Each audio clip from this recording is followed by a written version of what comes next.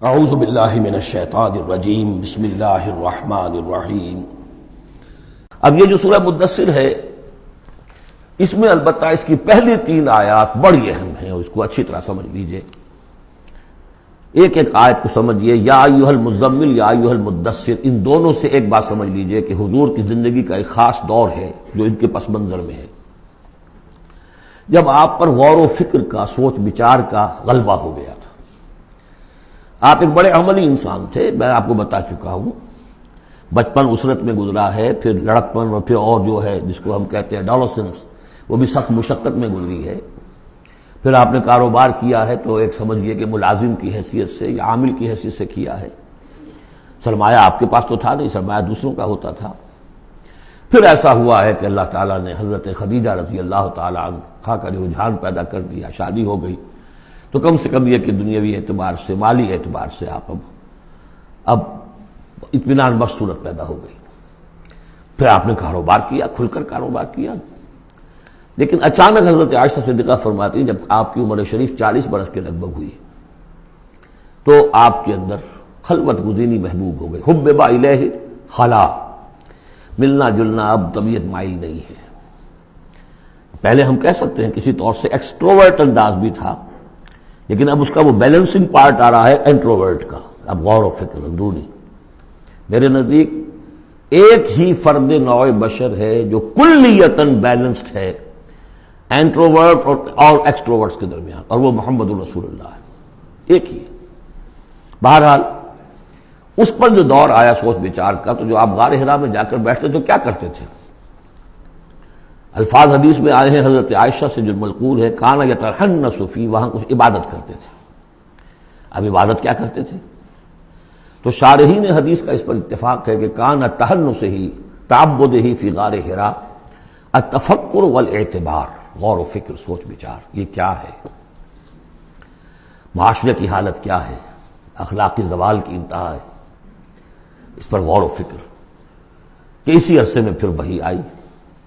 اس پر ایک اور، اس غور و فکر پر ایک تشویش، ایک بوجھ، ایک ذمہ داری کا احساس، یہ دو چیزیں جب مل گئیں تو اب آپ کی طبیعت میں جب کسی شخص کے اوپر اس طرح سے تفکر کا غلبہ ہو جائے، متفکر ہو جائے وہ، اور وہ پھر کہیں کمبل لیا لیٹ گئے، کہیں اور اسی طریقے سے، تو یہ جو سوچ بچار کا دور تھا اس کی گویا کہ تعبیر کی گئی، یا ایھا المزمل قوم، اب کھڑے ہو جاؤ۔ یہ سوچ بچار کا دور اب ختم ہو جانا چاہیے، اب آپ کی عملی زندگی کا آغاز ہے۔ یا ایھا المدثر قم، وہ قیام اللیل، یہ قیام النہار۔ قیام النہار میں جو آپ کے ذمہ رسالت کی ذمہ داری ہے وہ کیا ہے؟ قم فانذر، خبردار کر۔ اس پر ہم بہت غور کر چکے ہیں کہ نبی کی دعوت کے لیے سب سے اہم اصطلاح یہی ہے، انذار۔ سورہ انعام سے شروع ہو گیا تھا، قل اوحی الی ھذا القرآن لانذرکم بہ ومن بلغ، کہہ دیجئے یہ قرآن مجھ پر وحی کیا گیا ہے تاکہ میں اس کے ذریعے سے تمہیں خبردار کروں۔ تو خبردار کرنا کہ یہ نہ سمجھو کہ بس یہ جیسے حیوانات ہیں، یہاں پیدا ہوئے، چرا چگا، ختم ہو گئے، نسیاں منسیہ ہو گئے، تم حیوان نہیں ہو، کچھ اور ہو۔ تمہارے اندر اللہ نے اپنی روح پھونکی ہے، عظیم ترین امانت کائنات کی، جسے نہ پہاڑ اٹھا سکے نہ آسمان اٹھا سکے، وہ امانت ہے جو تم نے اٹھائی ہے، اور اس امانت کی جواب دہی ہے، ذمہ داری ہے، اس کی اکاؤنٹیبلٹی ہے، تمہیں سب کو مرنے کے بعد اٹھا لیا جائے گا۔ واللہ لتموتن کما تنامون ثم لتبعثن کما تستيقظون ثم لتحسبن بما تعملون ثم لتجزون بالاحسان احسانا وبالسوء سوءا وانها لجنة ابدا او لنار ابدا۔ یہ ہے انذار۔ نبی کی دعوت کا نقطہ آغاز انذار آخرت، لیکن اس کا ہدف کیا ہے؟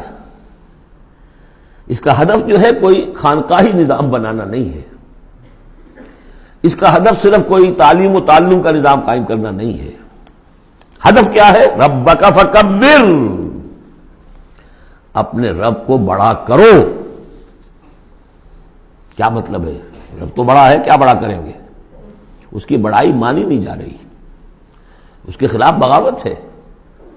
ظہر الفساد فی البر والبحر، اس کی بڑائی منواؤ، اس کی بڑائی نافذ کرو۔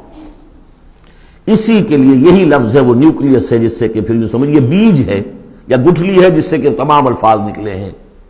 اقامت الدین، دین کو قائم کرو، لِیُظْہِرَہُ عَلَى الدِّینِ کُلِّہ، تاکہ اس دین حق کو تمام کے تمام نظام دین پر، نظام زندگی پر نافذ کیا جائے، غالب کیا جائے۔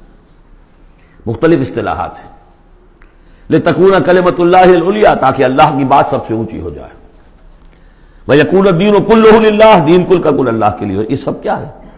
تکبیر رب، وَرَبَّکَ فَکَبِّرْ۔ تو یہ تین آیتیں اس اعتبار سے کہ حضور کا ایک خاص دور، تدبر، تفکر، پھر فکر مندی، یہ بھی بتا دیا تھا ورقہ ابن نوفل نے۔ اب دیکھیے انہیں صحابی نہیں سمجھا جاتا، کیوں؟ کہ ان کا انتقال فوراً ہو گیا تھا۔ اس کے بعد جب رسالت کا حکم آیا ہے اس وقت وہ موجود نہیں تھے۔ تصدیق کی ہے انہوں نے، نبوت کی تصدیق کی ہے، ان کا یہ وہی ناموس ہے۔ جب حضرت خدیجہ لے کر گئی حضرت ورقہ کے پاس کہ عمزاد میرے چچا کے بیٹے، ذرا دیکھیے یہ آپ کے بھائی کو کیا ہوا ہے، کیا تجربہ انہیں پیش آیا ہے۔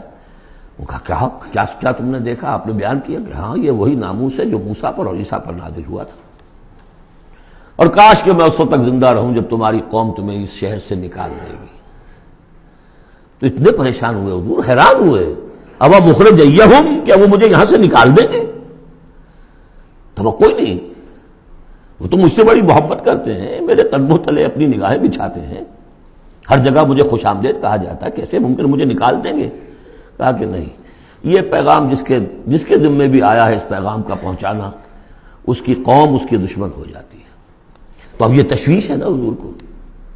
یہ دور ہے در حقیقت یا ایھا المزمل قم، یا ایھا المدثر قم۔ اب یہ جوڑے ہونے کا کانسیپٹ بھی سامنے ہو گیا، وہ قم اللیل ہے اور یہ قم فی النہار ہے۔ یہاں دعوت اور رسالت کا معاملہ ہے، کیونکہ ان آیات کے نزول سے قبل ابھی آپ کو اپنی دعوت کی تبلیغ کا حکم ملا ہی نہیں تھا، تو چونکہ ورقہ ابن نوفل کا انتقال ہو گیا، ان کا شمار جو ہے صحابہ میں نہیں ہوتا۔ اب اس کے بعد مزید جو آیات ہیں، وَثِیابَکَ فَطَہِّرْ، اپنے کپڑوں کو پاک کر رکھنے کا اہتمام کیجیے۔ اب ان کی بہت صوفیانہ طرز پہ بھی تعبیر کی گئی ہے۔ ثیاب سے مطلب جو ہے وہ کپڑے نہیں ہے صرف، بلکہ دل بھی ہے۔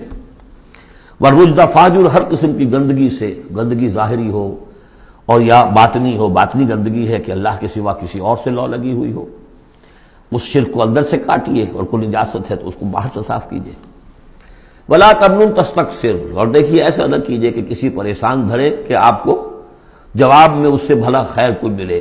آدمی کرتا ہے میں دے رہا ہوں، یہ ملے گا واپس، یہ بھی کبھی دے گا، آپ اس کو زیادہ چاہنے کی توقع میں نہ دیجیے۔ یہ تو عام ترجمہ کیا گیا ہے، لیکن مجھے پسند ہے جو مولانا اصلاحی صاحب نے ترجمہ کیا ہے، وَلَا تَمْنُنْ، منن کے معنی توڑنے کی بھی ہوتے ہیں، کاٹ دینا۔ وَلَا تَمْنُنْ، دیکھو اپنی اس جد و جہد کو، اپنی اس جو بھی آپ کے ذمہ فرض منصبی عائد کیا گیا ہے اس کے ضمن میں اپنی کوشش کو منقطع نہ کر دینا، جو بھی حالات ہوں جاری رکھنا۔ تستکثر، بہت بڑے نتیجے نکلیں گے انشاءاللہ، کثرت کے ساتھ آپ کو وقت تو لگے گا، لیکن یہ کہ پھر آپ کا جو ہے بول بالا ہوگا۔ وَلِرَبِّكَ فَاصْبِرْ، اور اپنے رب کے لیے صبر کیجیے۔ اور یہ میں عرض کر چکا ہوں، صبر کے ساتھ لام آ جائے تو انتظار کیجیے، اپنے رب کے حکم کا انتظار کیا کیجیے، جو بھی حکم آئے اس پر عمل کیجیے۔ یہ 7 آیات ہیں۔ تو یوں سمجھیے کہ اس سورت کا ایک خاص جو ہے مناسبت قائم ہوتی ہے سورہ علق سے۔ پہلے حصے میں تو حضور سے یہ خطاب آ گیا، مکمل ہو گیا 7 آیات میں۔ صدق اللہ العظیم۔